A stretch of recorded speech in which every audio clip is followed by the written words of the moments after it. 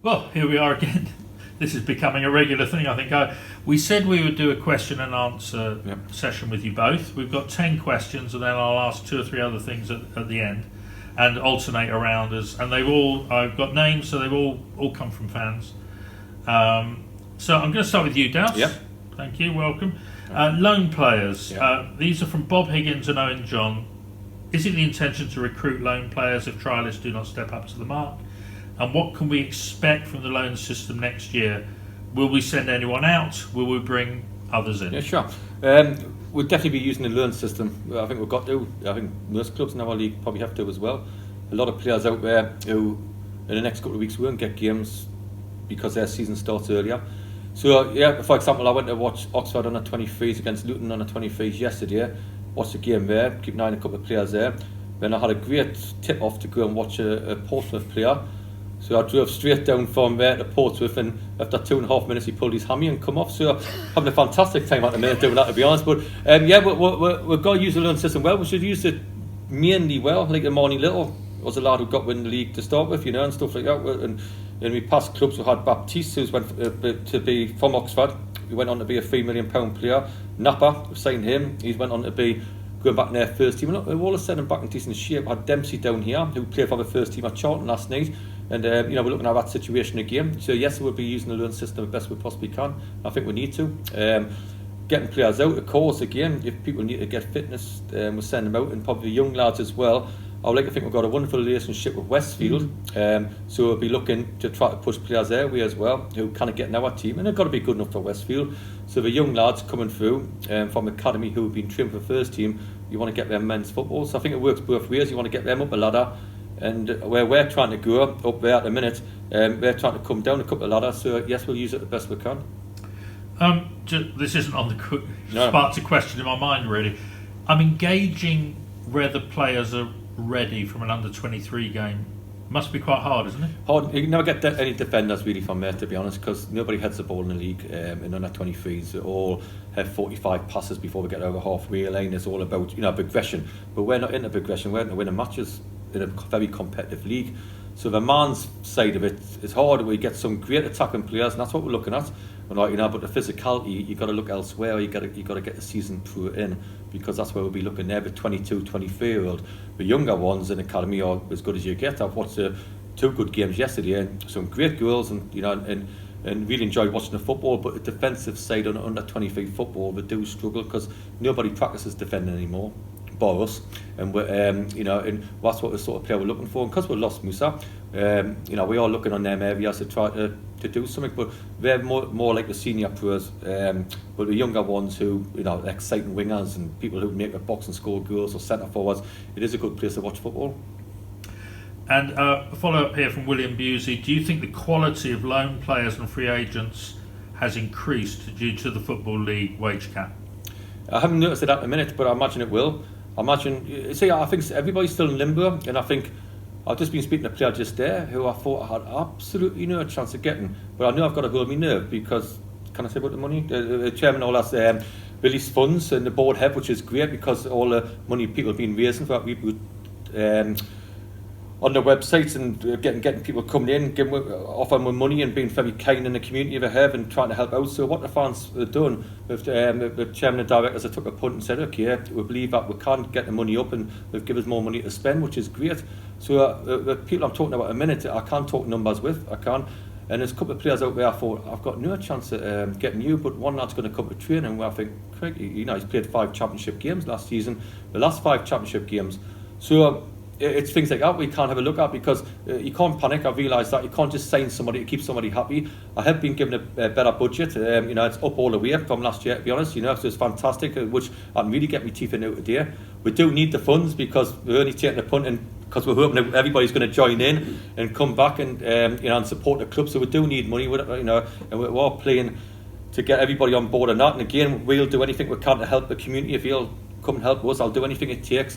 And we're very proud of the supporters backing with, and everybody backing with. But it does give me half a chance out there. But I do know that I think everybody out there is trailing with clubs and think they're going to get clubs, and all of a sudden the phone doesn't ring, and that's where we've got to come into it. Brilliant. Well, we've mentioned Cards Reboot. Let's jump to that because I was going to ask that at the end. But it's great that more money has been given. You mentioned it's a punt from the board on the basis that as we said, I think at the beginning, the early response would sort of give a guide. Rosemary, how's it been going, Cards Reboot? Yeah, I mean, it's been going very well, and of course the money's been coming in through three ways really. It's been coming in by people approaching Dowse and handing him cheques and cash as they see him, or him persuading people he knows to give him money. I'm not quite sure what threats he employs, but he's obviously quite successful at it. Secondly, there's money coming in through the Cards Trust, mostly on the Boost the Budget monthly contributions, but also donations coming in through that route as well. And thirdly, through a donate button on the club shop.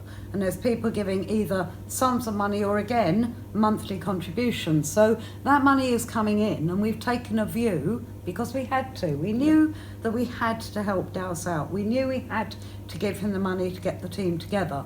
So the board took the view that because fans are responding, because the community are responding, because people are interested in working responding, we'd take that punt and say to Dowse, right, here you are, here's your budget. You know, we can't guarantee any more, but we're taking a view that the money will continue to come in. And it is really important that fans sort of take that message on board, that we as a board have taken a view, we've got to help Dowse out because fans are helping us out. Brilliant. So, and the message we did originally was, so if any fans are still out there thinking, oh, I need to get round to that, £10 or £20 a month makes a huge difference, as well as creative ideas. So I know the ladies cycle thing's been put back a couple of weeks. I think it's on Sunday the 13th now, but that looks like raising well over £1,000, I think, by the time it gets there, and others will do the same. So I do one bloke who work. I don't know if he wants to be named, so I won't name him, but he works in the car park with the steward, and he gives his week wage to us. That's unbelievable. To do unbelievable. So he worked with a nice letter, didn't he? A nice email, and something like that. You can't buy that, to be honest. So you want to do well for people like him and people who everybody in it. I've got Jamal Lure, like I said before, my ex-player. I said, sponsor the manager's office. No, I can't give him a few grand. He's going to do that as well. But that's the sort of thing he can afford to do that, in reason. But the lad there's done his week's wages. What he supports the club, and he works very hard on a Saturday. So his last wage packet he gives to us, which I think is unbelievable. But that's the things you can't buy. Yeah, I was going to say, you can't buy that. No. Much as you'd love a big funder, and we wouldn't turn one down. In some ways, you'd value. This is even more valuable, really. Yeah, it costs £20, £40, £100, whatever it is. It's a massive thing for the club. So and we do need the money to help us with my budget, which I do appreciate them doing. Yeah, brilliant. Thank you. So back to the questions. One from Adrian Corbett, Rosemary. Masks in the stadium. When will we know if masks are compulsory for watching from open areas of the ground? I obviously understand they need to be in certain areas.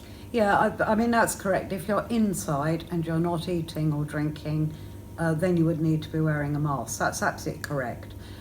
We've had no guidance, and I think probably there's going to be a lot of times I'm going to repeat these words. We've had no guidance from the league or indeed the government at the moment about wearing masks.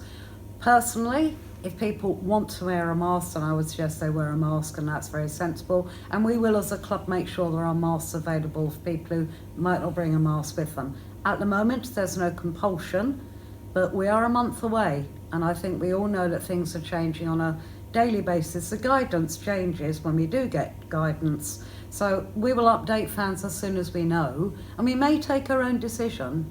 We are, I suspect, entitled to do that. We have a brilliant COVID-19 officer in Nick Davison. He is absolutely fantastic. And the guidance he's been giving alongside, working with Shearwater as well, because of the ground share. So we're going to learn some of those things. So it will be clear before the match whether or not we expect people or suggest that people would do better wearing masks. But at the moment, it's not compulsory. I'm hoping that, Martin, you can wear one. So I don't have to shout. So I'll be the only one who shouts. Yeah, well, that's true. I suppose if you yell not that you would, but if anyone yells any abuse at the ref, you can just point and say it was him. I'll take that. Get away from it, can't I? He didn't have a mask on, that's why you could hear him. That's what Dowse are doing, it Dowse. One for you again, Rosemary, from Alan Barnes, stadium capacity. How long is reduced capacity sustainable? Well, that's another very good question, actually, Alan. And the simple answer is we're sitting down. I've seen lots of speculation about what people think and about capacity. We're sitting in the lounge today, and they've been in here and they've worked out that we can have 56 people in the lounge. Well, that gives you an idea of the capacity, and it's not just about the size of the room, it's about the size of the alleyways and pinch points. And people, it's a very technical subject, and we've had Nick Davidson, Neil and Dave Curtis literally take measures to the head, measuring gaps, distances, rows, alleyways. So and then again, if you bring in away fans, and we do now know that we don't have to have away fans if we don't want them, that will restrict capacity because you lose an entrance and exit with segregation. So there's lots and lots of consideration, but we will be looking at the cost of the tickets compared to the capacity, because dropping capacity is not just gate income, it's also catering income, bar income, shop income. So it's all of those things. So it's a very, very difficult one to work out. And at the moment, we're still sat there working out the figures and again waiting for the guidance, because we know there was a test match at Brighton and Hove Albion. They sold the tickets as single tickets in the stand. We've been working on a different method, which is one of the approved methods, which is looking at social bubbles in the stand so you don't lose as many seats. So again, we don't know what guidance is going to come out. So all the maths are being done on about 5 different computations. We can keep going with reduced capacity, but obviously if it were the lower figure, then it would be very difficult. And that's part and parcel of all we're doing, trying to look at every single thing we can get hold of to help us out to get through this season. And presumably with that, no final decisions can be made on any pricings or anything like that until the figure is known. No. And the government, as I've said, the government is saying stadia are open on the 1st of October. We know the fixtures come out next Tuesday. I suspect we'll get some interim guidance, and stage 5, which is the stage that you have to draw up, all of that guidance hasn't come out. We've done stage 1, 2 and 3, which is the training, the friendlies, all of that. Stage 5 is opening up for matches. And of course, for all the matches before us that start in the Premiership, they will all be behind closed doors. And at the moment, all the matches here are behind closed doors. So Dorking will be behind closed doors. Shearwater, when they play, which is the 19th, won't be behind closed doors, but will obviously have capacity issues. So we'll be probably looking at how we're helping Shearwater, how it works for them, and that will all factor into what we believe we can use as a capacity following the government guidance when it does come out. Thank you.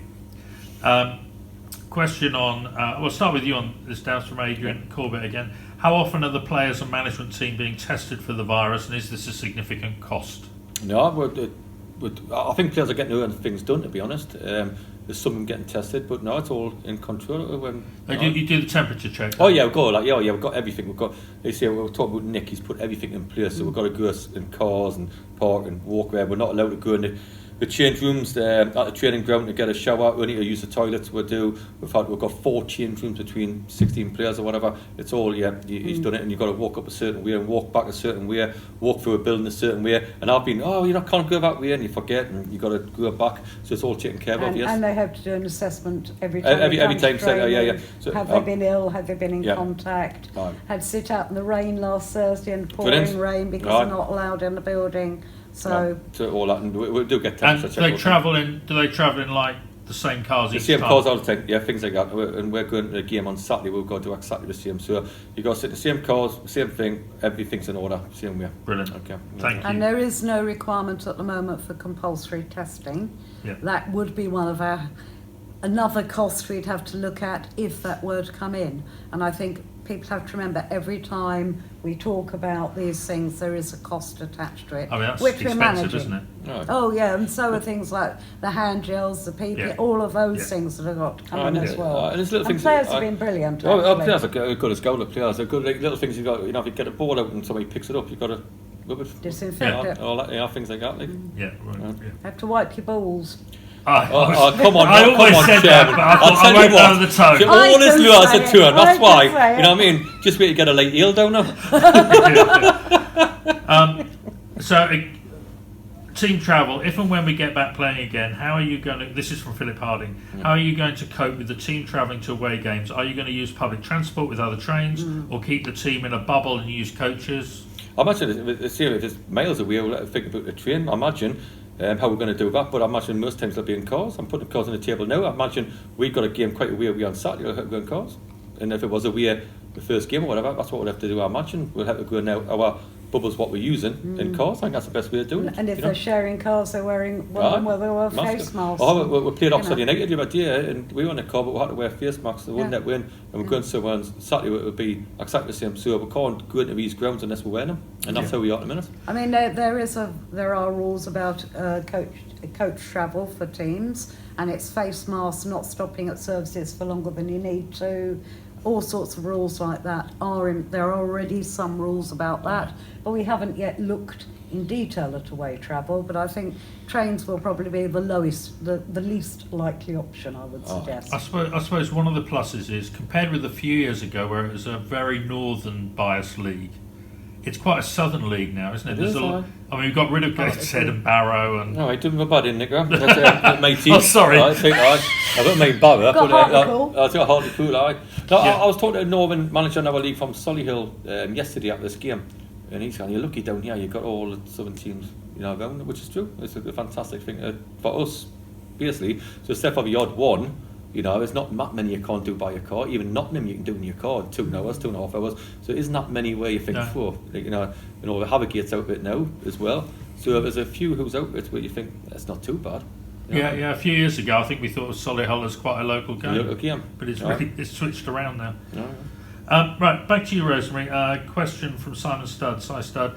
Plan B. Please can Rosemary update the fans on the redevelopment position? Is there a plan B? Or did we only have plan A and that's now gone for good? Also, has the club considered a staggered development at Kingfield or the option of moving to a new site in the borough? So, anything to say on that? Oh, quite a lot to say, and I would have to say, because of trying to get us open for COVID-19, that's not my biggest priority at the moment. But the first issue is that you have to wait and see whether the developer will actually put an appeal in. And he has until January to do that. I think, if my memory serves me right, it's 6 months and a day after the official notification of the refusal. So it's sometime in January, that 6 months is up.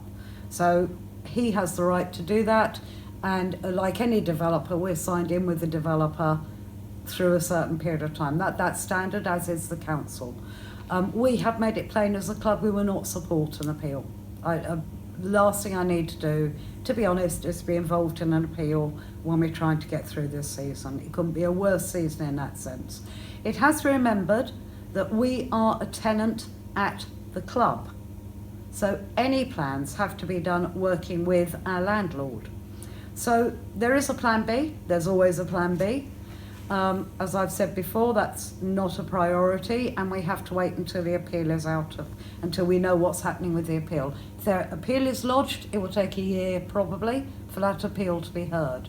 So you have to get all of those issues out of the way before you can move on with plans that have been considered. And that's really all I can say on that. Brilliant, no, that's fine. Thank you very much, thank you. For you again, Matchday programme. Brian Oliver, I was disappointed but not surprised to learn that our programme may be online only. A record of the match, either programme or team sheet, is always essential in my view. Not everyone has a printer. This is personal opinion coming here from him. This is yet more COVID overkill which will spoil the match experience. And also comments on the tannoy, although I have to say, I think there was a team out there today working on the tannoy, checking it all round. So I can say the work is going on the tannoy. But I mean, the ground's going to be cashless, but also no paper programme. Any comments on that? Well, yes. I mean, the league have made it quite plain that one of the things the league has said, 2 or 3 things. 1, they want grounds to be cashless, and 2, that you can do online programmes this year. We've taken a view that programmes come by delivery, they come in boxes, they've got shiny surfaces, people have to handle them, they're buying them from someone. Where it's cashless, £3 or whatever the price would be, people are much more likely to pay in cash. It's also about the people involved in moving around the club, selling them, handling them, all of those things. We took the view, for safety, it was better not to have programmes this season. Now, a lot of work has been going on with the programme editor, and he's feels that it's going to be quite positive having it online. I do understand the issues about programmes. I've got a husband, has programmes in our loft that go back 40, 50 years, cup final matches, everything. But even he has said, actually, it's a sensible move this season. Just less stuff to hold, touch, pass on. Yeah, I'm the same. I've got programmes going back to the 60s in my loft, which is a source of irritation in our family, I must admit. Why don't you chuck them all out? But I'm a great one for paper programmes, and I have a great sympathy with that. But my role has to be to make this ground as safe as I can for fans to come down here, for players to play here, for volunteer and staff to be as safe as they can possibly be here. And it's going to be a lot I like the programmes. I don't look at them now, but when I was a young kid, I like the programmes and all that, but it is going to, at the minute in football, there's a lot of things where I'm going to look a little bit, spoiling the day. It's getting built back up with that. Next year, there'll be programmes, or 2 years, there'll be programmes. I think we've just got to make sure we play football first and all that, Yeah. But I do understand a lot wanting the programmes, because when I was a young kid, I understand that, but at the minute, it's a sensible thing not to have them. That's my opinion. Not being rude, Brian's not a lad, but he's no doubt got many, many years' worth of programmes. Very quickly, it is a sore point though, but I got a programme. We played West Ham Youth, I think, years and years ago, and I was here, and I think it was Rio Ferdinand and Frank Lampard. I didn't even really know who they were at the time. They signed it. Programme got thrown out. Lucky you. But anyway, that's bye-bye. I've let it go. Right, academy players. Yep. Dowse, during pre-season we've seen you've given opportunity to lots of academy players. Do you think you will give more chances to academy players in the future, this season or further? That's Callum Backhurst who's asking that question. I think there'll be more opportunities for them this year. I think because if you think about how the league's going to get squeezed in, we haven't even had winter yet. That's another problem the club will have to face. Obviously, everybody in football will have to face. I am a big believer in youth, as you know. I like putting youths in. I have done my management career, but it's got to be good enough, But I think with a game Saturday, Tuesday, all the way through, on that Tuesday game, when you can't maybe get somebody on the Monday, when they might get these opportunities. But we need somebody like the Charlie Carter again. We do. We need Giuseppe Sol. Bless his heart. We love one of them. We do need that sort of player coming through. Have we got anybody yet? A minute, I don't know. Jack Skinner went away and played 20-odd Conference South games last year, so he's got half a chance, I think, to come in. But that's all I've told him and his dad about. Young Jane, he's signed the week contract or whatever it is. He might have half a chance because he played a little bit last season, but he only played 30-40 minutes. We've got Sam and all, a young kid who's got a little injury. Little Salim's come in. He's done really, really well, all that. And if I missed anybody, it's just because we've had 5, 6, 7 of them and all that, which have done fantastic. So yes, I would love to give him a chance. And Leo and all that, a young little left back, he's done ever so well, him, So you got, these are playing games in men's football, but if they're good enough, but only if they're good enough, got to get results. Brilliant, thank you. And the final question before closing comments from Steve Gillingham. Age of the club, Rosemary. I know that this is not. Oh, excuse me. I know that was my brother calling, that's why I went, oh, excuse me. I know that this is not a major issue in the great scheme of life, but I wonder if the club would consider taking steps to check and, if appropriate, change the date of foundation. There seems to be records indicating 1887, but the church, etc., 1889. A change of a couple of years gives me a fighting chance of being around for the 150th anniversary. Well, that's a very interesting one. I know there's been a big debate about this. I have to say it's not my priority at the moment, but I understand that we have a lot of people who are very good at the history of the club, Doyley in particular, of course. And if someone wants to show me something that definitely shows it's 1887, and I'll present that to the board, and I don't have a problem with that. But I would want to see some really clear. I suspect Surrey History Centre and possibly even the News and Mail have records going back that far. And I think if someone can definitely show me it's 1887, I'm not wedded to 1889. So by all means, show me the proof. I suspect you've set something up there, because I have seen records of. Okay. Well, not records, but I've seen dated newspaper articles. So Doyley, if you're watching, or anyone else, let's do it. But not this year, because our shirts have got 1889 on. When of course it is actually changing the whole badge. So, exactly. Yeah. So exactly. it wouldn't be for this season. No. But I'm quite happy to look at it. And finally, Dowse, mainly, I suppose. Fixtures coming out next week. Lovely. Who do you want first up? Not to count your Stockport away. Get them done early. You know what I mean? Stuff like that, because I think they're trying to blow the league. We have both big clubs, both doing what they need to do, and with the resources they've got. But if you have them away, all a shot away, someone like that, get away first game, get one of the big hitters, and all that. That's what I like to do. Home match. I think speaking as a fan, probably the Aldershot game, fans would probably like that over Christmas, New Year, but whether it is or not.